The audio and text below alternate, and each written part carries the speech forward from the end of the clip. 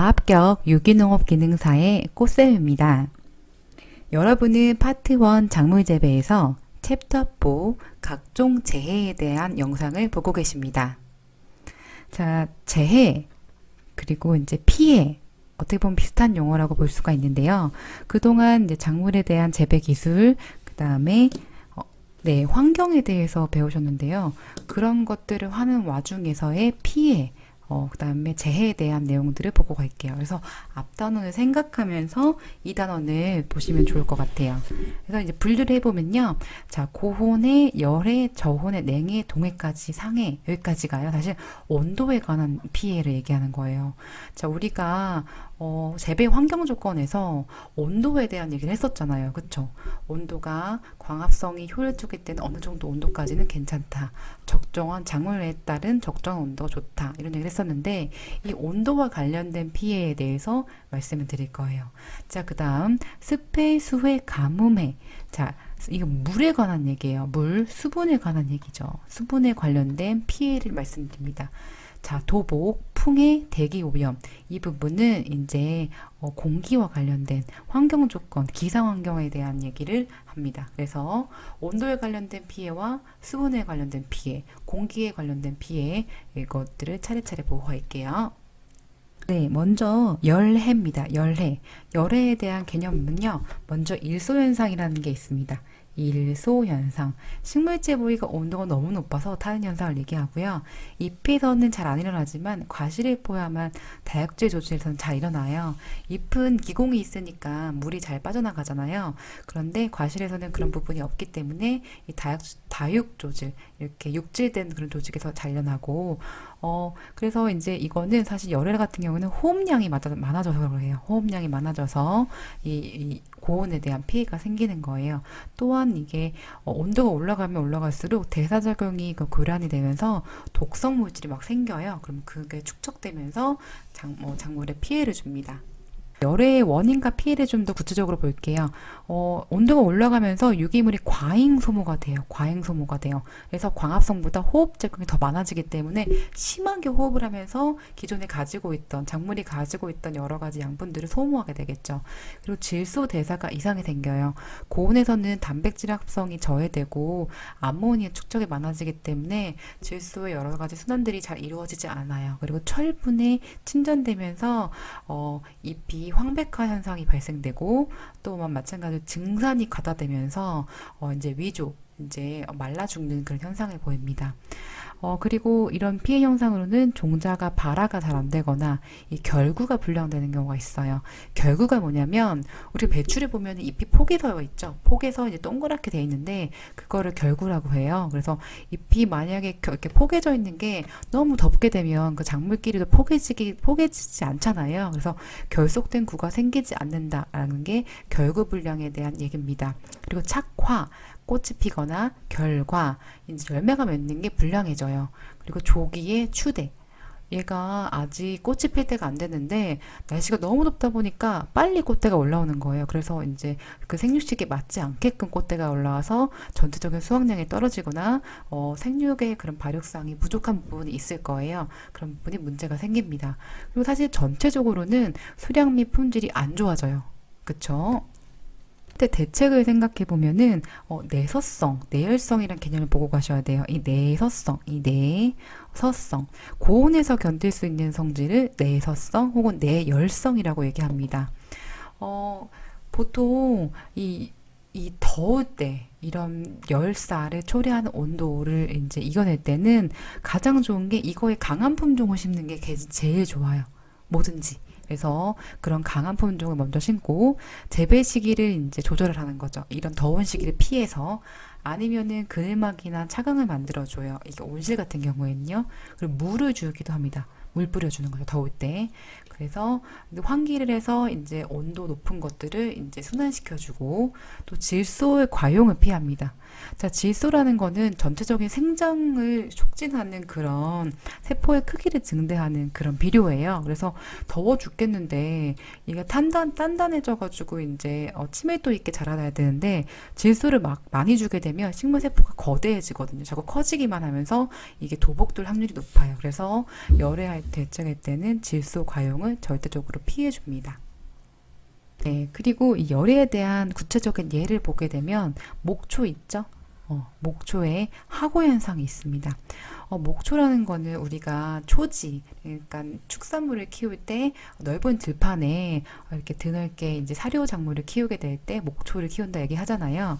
근데 그럴 때 이 한지역 목초가 있습니다. 이 한지역 목초라는 거는 북방에서 자라나는 목초인데 더위를 굉장히 싫어해요. 그래서 이 한지역 목초가 여름철에 접어들면서 생장이 쇠퇴하고 또 심하면은 이제 황화돼서 죽게 되는 그런 현상을 하고 현상이라고 해요. 하고 이 여름 하자 쓰는데 한지역 목초라는 거는 이제 시원한 데서 잘 자라는 거잖아요. 그렇죠? 그런데 이 여름철에는 고온이고 그리고 이제 건조하는 경우도 있죠. 그다음에 장일이니까 이 한지역 목초가 버틸 수가 없는 거예요. 그래서 이런 경우에는 대책이 필요한데 관계, 물을 뿌려주거나 품종을 조금 이걸 강한 품종을 심거나 아니면 다른 작물과 혼파해서 이런 것들을 조절을 해줍니다. 네, 고온의 피해를 봤다면 이제 저온의 피해를 봐야겠죠? 그러니까 저온은 사실 0도씨를 기준으로 두 가지가 있어요. 먼저 냉해입니다. 여러분 냉장고 온도가 몇 도인지 아세요? 냉장고 온도는 한 5도씨 정도 돼요. 그래서 5도씨 정도에서 우리가 이렇게 신선한 농산물을 이제 보관해서 이제 먹을 수가 있잖아요. 이 냉이라는 거는 0도씨 이상의 그런 저온의 피해예요. 그래서 우리가 저온이라고 하면 무조건 마이너스인 얼음이 얼것 같은 피해가 아니라 0도씨 이상이지만 이 작물이 생육 온도보다 약간 낮은 경우에서 그럴 때 이제 어려움을 겪는 냉해를 받는 경우를 냉해를 받는 경우 저온을 받는 경우를 냉해라고 하는데 특히 여름 작물은 고온 따뜻한 온도를 좋아하잖아요. 그런데 이게 갑자기 저온을 기상 이변으로 인해서 저온을 만나서 갑자기 피해를 입을 수가 있어요. 그런 걸 냉해 입었다라고 얘기를 합니다. 특히 이 냉해는요, 별을 생각했을 때 이제 네 가지로 구분할 수가 있어요. 자, 먼저 별을 재배할 때 처음에 냉해가 지연형 냉해가 있습니다. 지연된다는 거는 조금 미뤄진다는 얘기잖아요. 그래서 그 별을 키웠을 때 생육 초기부터 출수기까지 걸쳐서 여러 식의 갑작스러운 기상이변으로 냉온을 만나서 자꾸 지연되는 거예요. 그래서 전체적으로는 숙성이 불량이 되는 게 지연형 냉해예요. 두 번째 장해형 냉해는요. 장해, 엄청난 피해를 입는 거예요. 유수 형성기부터 출수 개화기까지 이 시기는요. 사실 꽃이 피는 별을 봤을 때 꽃이 피는 시기를 얘기를 해요. 그래서 생식세포가 감수분열기 이런 생식기관이 만들어지는 그 시기에 갑자기 저온을 얻는 거예요. 그러면 이게 생식기관이 생성돼서 이제 알이 잘 맺혀야 되는데 그렇지 않아서 이 불임 현상이 나타나는 게 장해형 냉해입니다. 그래서 비교를 하면 지연형 냉해보다 장해형 냉해가 훨씬 더 피해가 커요. 자, 세 번째 병해형 냉해는 병이 오는 거죠. 근데 왜 병이 왔으냐? 규산 흡수가 적어지면 이 표면이 단단해지지가 못해요. 그럼 그 사이를 막 뚫고서는 이 도열병균이 침입해져서 병이 더 많이 발생해져요. 그래서 요약을 해보면 지연형, 장해형, 병해형이 있는데 이 셋 중에 가장 심각한 거는 장해형이다. 장해형. 이거는 극복할 수가 없어요. 그래서 이거는 완전히 이제 수정하는 시기, 꽃이 피는 시기, 그런 생식기간에 수정 장애가 발생되기 때문에 극복하기가 힘들다. 그리고 이거를 복합적으로 봤을 때 이게 하나만 나타나는 게 아니라 뭐 장애형이랑 병해형이랑 같이 나타날 수 있습니다. 그래서 이것도 마찬가지로 혼합형, 복합형 냉해가 있다는 것도 알아두세요. 이거 세 개 구분 잘 하셔야 돼요. 네. 그러면 냉해를 어떻게 대책할 것인가, 냉해를 어떻게 피할 것인가. 사실 아까도 이제 열애에서 말씀드렸던 것처럼 가장 중요한 거는 내냉성 품종 심는 게 가장 중요해요. 이게 제일 큽니다. 그런 다음에 재배 방법을 조금 보완하는 측면이 조해주는데 보온하면서 육류를 하거나 마찬가지로 재배 시기를 변경하는 거죠. 이 저온이 올 것 같은 시기를 변경하거나 비료를 인산, 칼륨, 규산 같은 그런 비료를 주는데 질소 비료는 줄까요? 안 줄까요? 네, 질소 비료는 주지 않습니다. 질소 비료는 식물세포의 크기를 증대하기 때문에 오히려 냉해에 약해집니다. 그렇기 때문에 비료 같은 경우에는 인산, 칼륨, 규산 등의 그런 비료를 줘서 작물을 튼튼하게 만들어줍니다. 네, 냉해가 0도씨 이상의 그런 서늘한 저온의 피해를 얘기를 하면 동상이라는 거, 동상 걸렸다는 얘기 들어보셨죠? 세포의 결빙, 완전 물이 어는 거죠. 이런 피해가 동상입니다. 그러니까 냉해보다 더 심각한 거죠. 그래서 세포 내에 얼음이 형성되면서 이 얼음이 원형진막을 찢어서 세포가 죽게 되는 걸 얘기하는데 이거를 한해라고 합니다. 한해. 별표. 자, 한해라고 합니다. 마찬가지로 이 내동성, 이런 얼음이 열리는 피해를 입었을 때 어떻게 이 내동성을 증가시킬 수 있을 것인가를 좀 보셔야 되는데 이 내동성은 추위에 견딜 수 있는 성질이죠. 이걸 어떻게 증가시킬 것인가? 첫 번째, 수분 투과가 크고 그 원형질 단백질에 SH기가 많고 점도 이렇게 끈끈한 거가 좀 낮아야 돼요. 그리고 연한 부분이 높아야 되고요. 친수성 콜로이드 물질이 또 많아야 되고요. 자유수가 적어야 된다는 점. 또 지방 함량도 이제 높은 게 이제 사실은 내동성이 이제 높아집니다. 이런 것들 구별해서 외워주세요. 그러면 이 얼음이 어는 동상의 대처 방법. 똑같죠. 내한성이 강한 작물을 선택해서 심는다. 그러니까 이거의 강한 작물, 그리고 지역, 그리고 시기 다 똑같습니다. 그래서 어떻게 보면 심플해요. 내열성이나 내동성이나 내냉성이나 그거의 강한 작물, 지역, 그 다음에 시기, 요걸 맞춰서 하면은 그런 어려운 피해를 벗어날 수가 있습니다. 자, 경화에 대한 내용을 좀 볼게요. 경화 별표. 작물을 서서히 저온에 노출시키면 이 내한성이 증가가 돼요. 갑자기 확 하면은 이제 당연히 피해를 입겠죠. 근데 천천히 노출시키면은 그 내한성이 증가가 됩니다. 자, 그리고 멀칭, 피복을 해요. 뭔가 잎을 덮어주는 것처럼 저온일 때 그런 것들로 이제 저온의 그런 찬기온을 막아주고요. 소형 터널 설치하는 거. 그 다음에 봉지 씌우고 불 피우고 그 다음에 물 뿌리는 거. 자, 물을 뿌렸을 때 이상하다. 물 뿌리는 게 왜 동상에 방지지 하는데 이 물이 1g 물이 살수 빈결법이라고 해서 자멸이 있어요. 그렇기 때문에 이런 자멸을 이용해서 물을 뿌려가지고 전체적인 온도를 좀 낮춥니다. 그리고 강제 대류라는 거는 전체 차가운 공기를 순환시키는 거를 강제 대류라고 합니다. 이런 정도가 동상의 대체 방법입니다. 네, 이제 물에 의한 피해를 볼게요. 습해, 수해, 가뭄해. 여기까지가 물이 엄청 많은 거고요. 가뭄에는 물이 없는 거겠죠? 자, 습해라는 거는 저습한 논, 습한 물이 많은 논이나 논의 담리작 맥류나 침수지대 이럴 때에서 흔히 볼 수 있는 거고요. 이게 물이 너무 많게 되면 토양이 엄청나게 물이 많기 때문에 숨을 못 쉬게 되잖아요. 그렇죠? 그렇게 됐을 때 작물이 죽어가는 피해가 발생됩니다. 좀 더 정리를 해보면 과습하면 뭐가 부족해요? 산소가 부족하고 산소가 부족하면 호흡이 잘 안 되고 호흡도 안 되면 이런 무기양분의 그런 비료 성분 흡수가 저해된다는 거. 그래서 호흡이 잘 안 된다. 그러면 산소가 부족하게 되니까 환원성 유해물질들이 자꾸 생기는 거예요. 그리고 유해물질이 생기면서 토양 전염병도 많이 퍼져가지고 전체적인 식물 생육에 악영향을 줍니다. 그러면 이런 습한 토양이나 습한 환경에서 잘 견디는 작물의 성질인 내습성을 볼 거가 있게 내습성. 자, 그래서 이 내습성 작물은요, 이런 경엽, 이 경은 줄기경자, 엽은 입엽자예요. 줄기와 잎에서 뿌리로 산소를 공급한 능력이 있어요. 그래서 벼 같은 경우에는 여러분 어디서 자라죠? 논에서 자라잖아요. 그래서 밭작물인 보리와 비교를 하면 되게 통기계가 되게 발달되어 있어요. 파생통기 조직이라고도 하는데 엄청 그 벼 구멍이 엄청 발달되어 있기 때문에 그런 경엽에서 뿌리로 산소를 잘 공급해줘요. 그래서 호흡을 잘 합니다.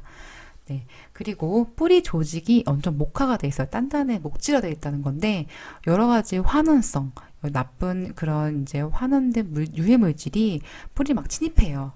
네, 침입하는데 그런 걸 막아요. 어떤 게 뿌리 조직이 목화되면서 그래서 나쁜 물질을 막으면서 내습성을 더 강하게 해준다는 점.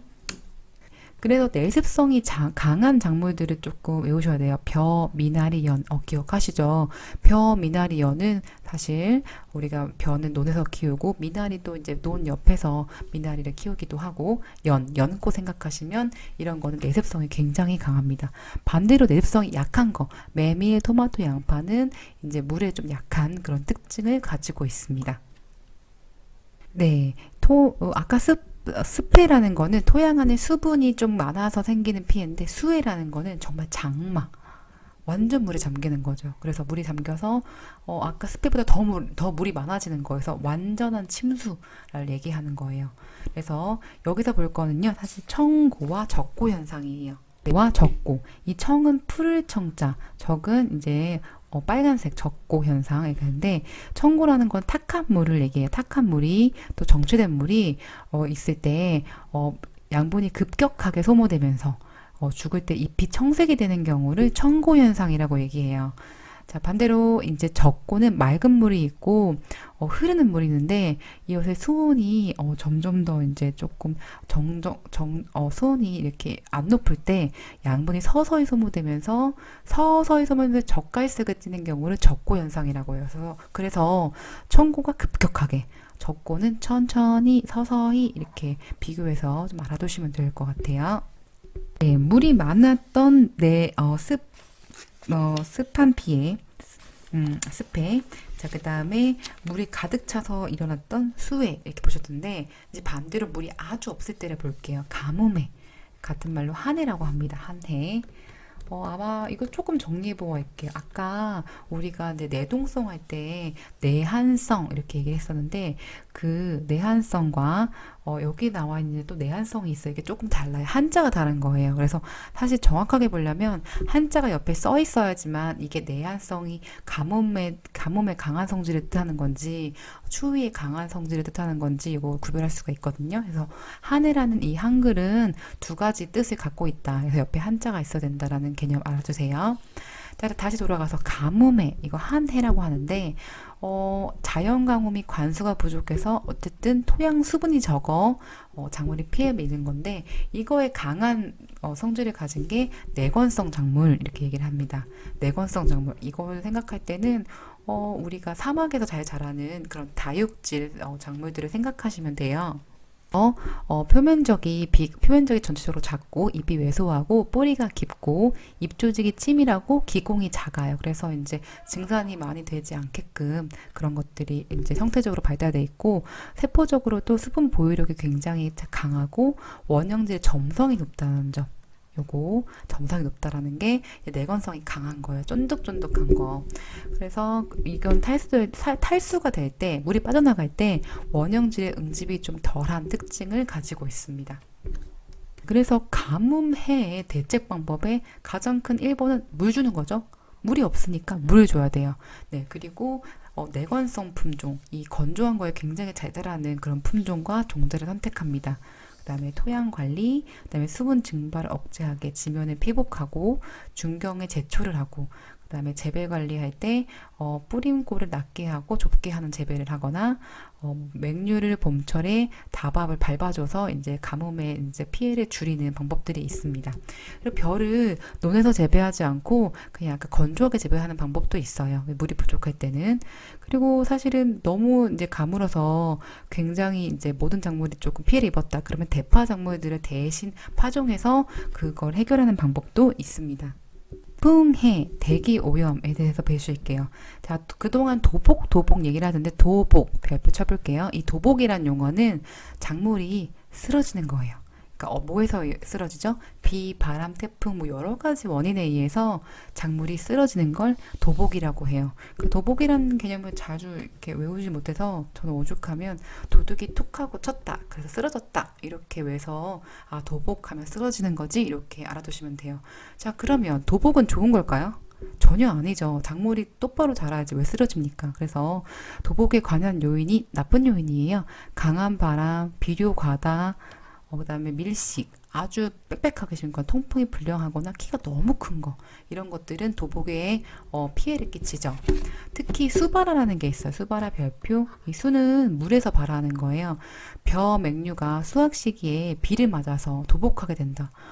수확 시기에는 진짜 비가 없어야 돼요. 모든 대부분의 작물들은 만약에 비를 맞잖아요. 그럼 물르게 돼요. 그래서 수확 시기에 비를 맞지 않는 게 제일 중요한데 어쩔 수 없이 비를 맞았어요. 환경 조건이. 그랬을 때 거기다 도복까지 했어. 비를 맞았는데 도복까지 쓰러졌어. 근데 그런 상태에서 이 젖은 상태에서 이삭이 발화가 됐어요. 왜 발화가 되지?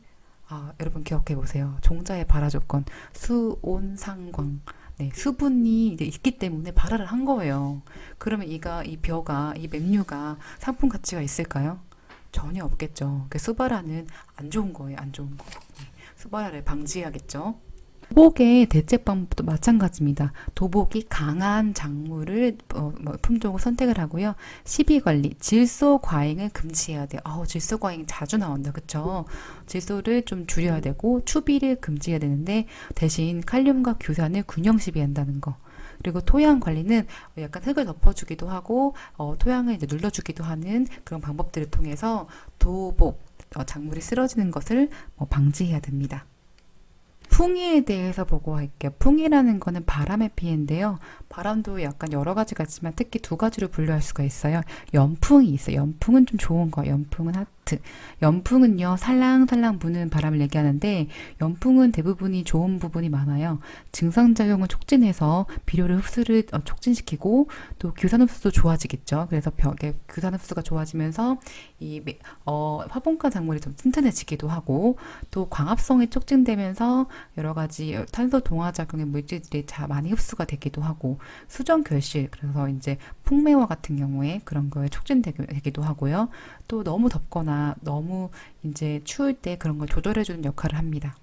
단점은 잡초 시 병균을 전파되기도 하고 건조한데 바람은 최악이죠, 그렇죠? 그리고 이제 추울 때 바람도 좀 안 좋죠. 아무리 살랑살랑 부는 바람이어도.